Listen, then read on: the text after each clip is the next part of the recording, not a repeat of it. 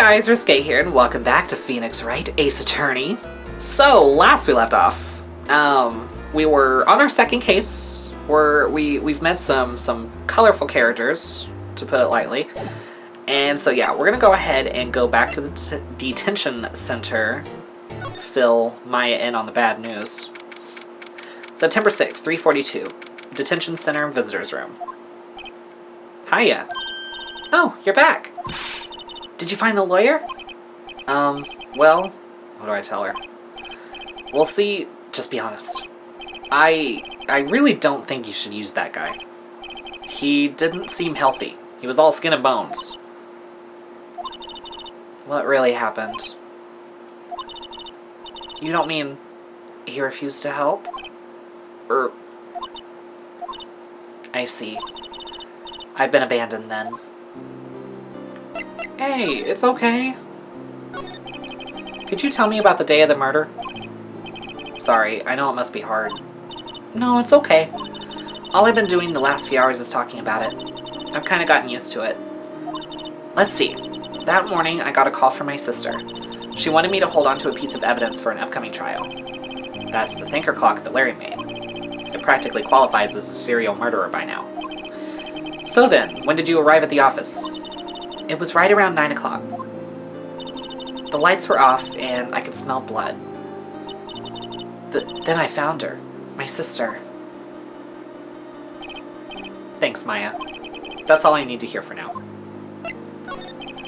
What about your family? I only have my sister. My father died when I was very young, and I don't know where my mother is. Don't know? So she could still be alive? The women in my family have been mediums for generations. They say a lot of spiritual power runs in our blood. About 15 years ago, our family was involved in an incident. There was a man, and he ruined our mother's life. Ruined? After that, she disappeared. Several years after that, my sister announced she would become a lawyer, and she left the mountain. So, you live by yourself? Yes, I've gotten used to it. Oh, also, I had to become independent, or I would lose my powers. I feel bad for her, all by herself up on that mountain. So, who was this man who, ruined your mother? About 15 years ago, there was an unusual murder case. It made quite a stir. Everyone was talking about it, apparently. The police were running out of leads, and they were getting desperate. Wait, they didn't use a spirit medium? Oh, they didn't use a spirit medium, did they? The police convinced my mother to try to contact the victim. Wow. So what happened? The case was solved. We thought. You thought? The man my mother helped the police capture was innocent. The police's consultation with the medium had all been carried out in secret, of course.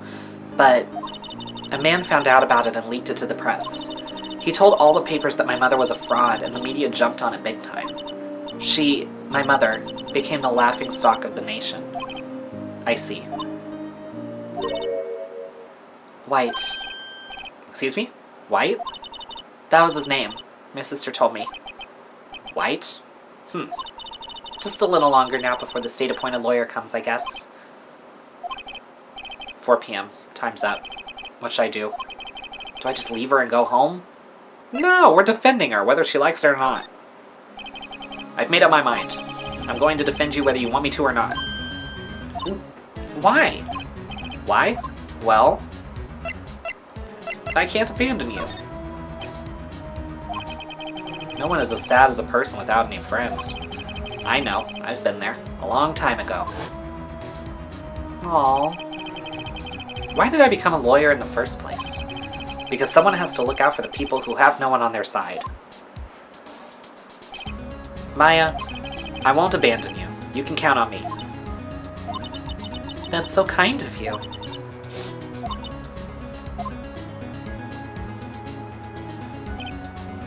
Well, let's fight this one and get you out of here. Right, thank you. Whew, she smiled at last. She looks like an entirely different person. One last question. You are innocent, right? Yes. And I trust you. So you trust me too, okay? It's a deal. So, what next? There's something that's been bugging me. Just what was inside that strange woman's drawer? It was when I tried to look into the drawer that she got all defensive. There has to be something in there.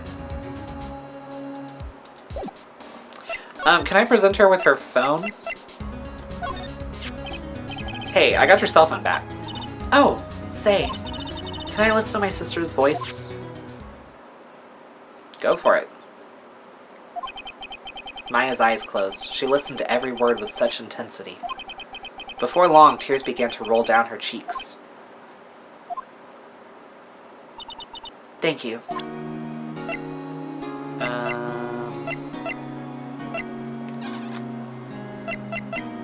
Got anything to say about this? Sorry, I've never seen that before. Okay. What about the glass shards? You know anything about that? This was lying next to the chief's body. I saw that too. They said they thought these were pieces of a broken light stand. Yeah, that seems about right. Though I never heard of a glass light stand before this. Okay. Can I go back to the Gatewater Hotel? Good afternoon, sir. Excuse me, you are? Ah, I beg your pardon, sir. I am the bellboy of this establishment, at your service, sir. Oh, right. I've just come up to deliver room service, sir. Do you know where Miss May might be? Ah, I believe our guest Miss May is currently using the, facilities. If you've no need of anything, I'll be taking my leave. Please, stay as long as you like. Enjoy. Yeah. Wait. No. Hey! Why does it seem like every time I come here, I end up embarrassing myself? Wait, now's my chance to snoop around a bit. God damn it. Oh, I almost forgot. Yeah. You came back quick. Might I ask you to inform Miss May that there is a message for her? Please tell her that Mr. White of Blue Corp phoned. White? Oh, right. Sure. Mr. White of Blue Corp? Where have I heard that name? White. That was his name. My sister told me. White was the name of the guy who ruined Mia and Maya's mother. Could it be a coincidence? Yeah, I doubt it. Okay, what the fuck's in here? There's a screwdriver sticking out of that half-open drawer. Now's my chance to see what's inside. What do we have here? A wiretap? What would a woman like her be doing with a thing like this? Mine. There is definitely something suspicious about this Miss May. Why would she have something like this in her hotel room? There's a story behind all this, I know it. Alright. I'll be using this bit of evidence in tomorrow's trial, that's for sure. For Maya's sake. I'll get to this woman's bottom. Wait. I mean, you know what I mean.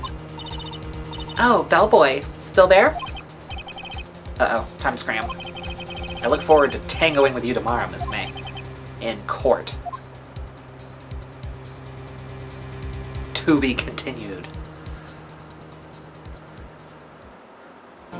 Alright. Nice. Yeah, let's go ahead and do a nice little savey save.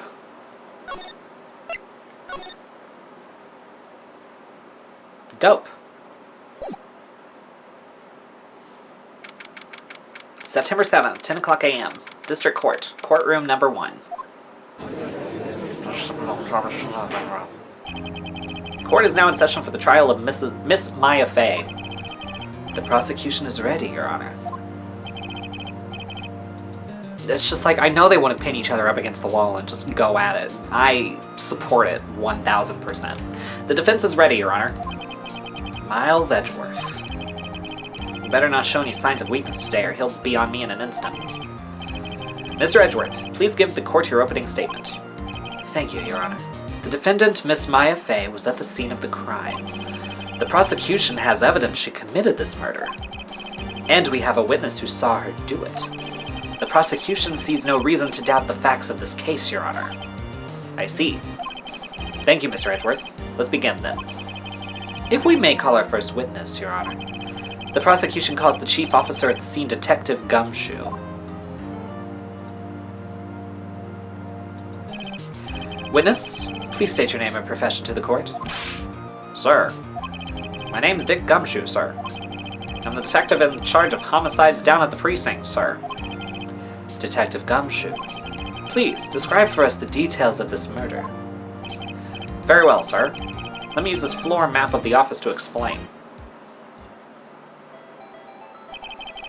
The body was found by the window here. And the cause of death? Loss of blood due to being struck by a blunt object, sir. The murder weapon was a statue of the Thinker found next to the body, sir. It was heavy enough to be a deadly weapon, even in a girl's hand, sir. The court accepts the statue as evidence. They're still calling it a statue. Floor plans added to the court record. Okay, nice. Now, detective. Yes, sir. You immediately arrested Miss Maya Fey, who was found at the scene, correct? Can you tell me why? Yes, sir. I had hard evidence she did it, sir. Detective Gumshoe. Please testify to the court about this hard evidence. The jokes write themselves. Okay, Maya Fey's arrest. As soon as the phone call came in, I rushed to the scene. There were 2 people there already.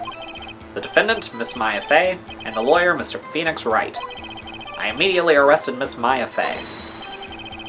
Why? We had a witness account describing her. The witness saw Miss Maya Fey at the very moment of the murder. The very moment, you say? Very well, Mr. Wright, you may begin your cross-examination. Yes, Your Honor. Cross-examine what? I couldn't see a single contradiction in that testimony. Okay, hold on. So, time of death was at 9 p.m. When did the call happen?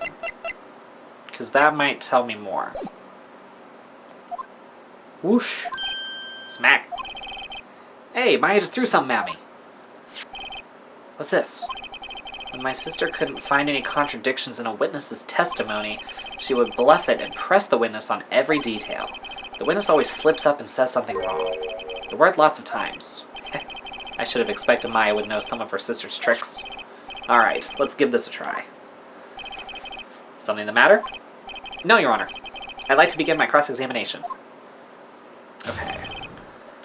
Yeah, I want to know what the exact moment was.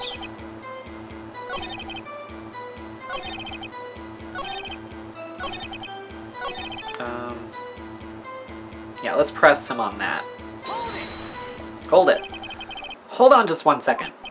Yeah? If I heard correctly, you said you arrested her because you had hard evidence she did it, correct? Huh? Did I say that? Me? I heard you say it. You did say it. You said it. Exactly what about the suspicious woman in pink's claim was hard evidence? What? Miss May isn't suspicious, and she sure isn't pink, pal. You colorblind too? Okay. Well, I guess she is pink. That's enough, Detective Gumshoe. Do you have any more solid proof other than her claims, Detective? I guess pressing can have its advantages. Yes. Gah. Sorry, I got the order of things mixed up in my testimony, Your Honor, sir. There was something I should have told you about first, Your Honor. Very well, Detective. Let's hear your testimony again. Okay. After securing the suspect, I examined the scene of the crime with my own eyes. I found a memo written in a piece of paper next to the victim's body. On it, the word Maya was written clearly in blood. Lab test results showed that the blood was the victim's. Also, there was blood found on the victim's finger. Before she died, the victim wrote the killer's name.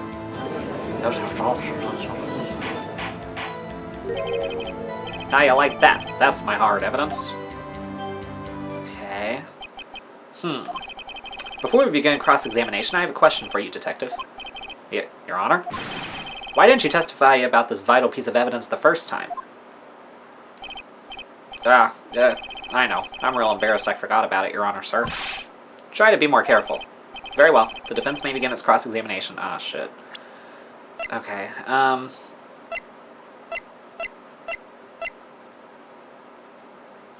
sorry to see. I mean, I might have to press. I don't really have anything that contradicts. Just carrying the suspect, I examined the scene of the crime with my own eyes. Found a memo written on the piece of paper next to the victim's body. One of the word Maya was written clearly in blood. No test results showed that the blood was the victim's. Can I press him about that?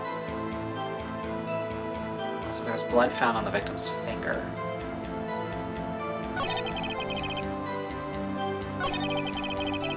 I'm gonna press him about that.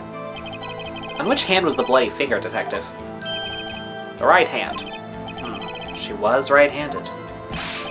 Ha ha ha, nice try. Shit. Guess it wasn't too hard to see what I was getting at there. Bug. Okay,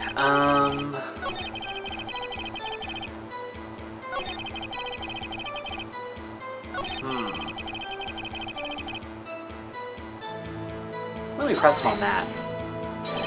Just because you found it next to the body doesn't mean the victim wrote it. Oh, then who did write it, smarty pants? Who? Shit. I'll say the killer. The killer. Anyone can see that. Oh. You're saying the killer wrote her own name? Buddy, please. She was framed. Hold on. If that's the case, where's your evidence? You're... shit. Damn, I'm getting my ass handed to me. I guess that was a bit of a tall order for you. Those without evidence shouldn't open their mouths, Mr. Wright. Yeah, pal. Well, Detective, tell us what was written on that memo you found.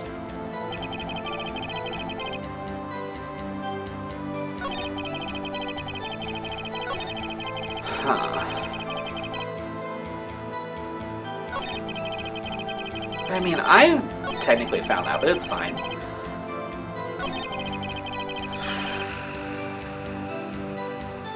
I mean... Let me... Should I...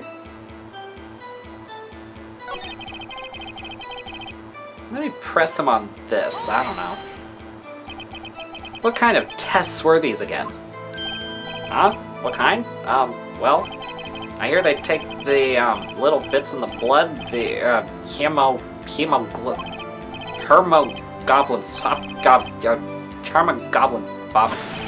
I refuse to testify on this matter, pal. I'm no expert on blood tests. Yes, that was quite clear. You may continue with your testimony. Thanks, pal. I mean, Your Honor, sir. Detective Gumshoe. Yeah?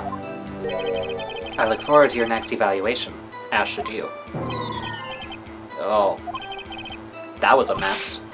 Right, where was I? Okay, this is not going well. That's his whole testimony.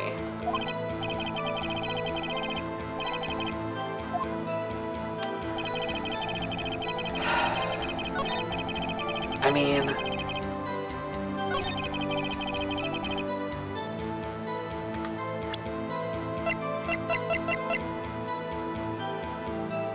it's not a contradiction, but fuck it. Maybe.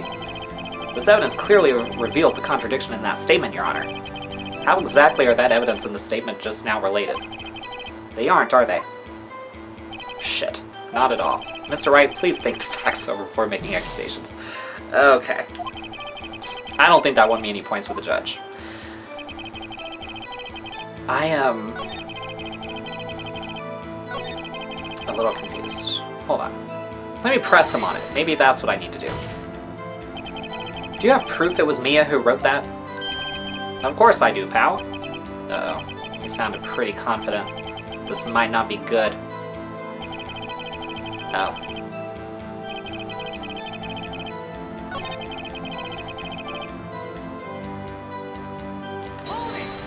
I'm just gonna press him on everything. Detective Gumshoe. Do you get a lot of cases where the victim actually writes the killer's name? Sure, happens all the time in books and the movies. This isn't a movie, Detective. Oof. Let's talk about reality, shall we? I guess I haven't heard of many cases, no. Don't you find it a little odd that the victim would write down a name? Especially the name of her own sister? Yeah, actually, you got a point, pal. Stop right there. The witness's opinion on the matter is irrelevant. The facts are clear. The victim wrote down the name of the accused. The victim told us the name of her killer. Order. Order. That didn't go so well. That's right. What he said. That's a shit. Okay, you know what? We're gonna go ahead and end this episode here. We will figure this shit out in the next one. Hope you guys enjoyed. If you did, please give it a thumbs up, subscribe, share this with your friends, hit the bell so you don't miss an upload, and I'll see you guys next time.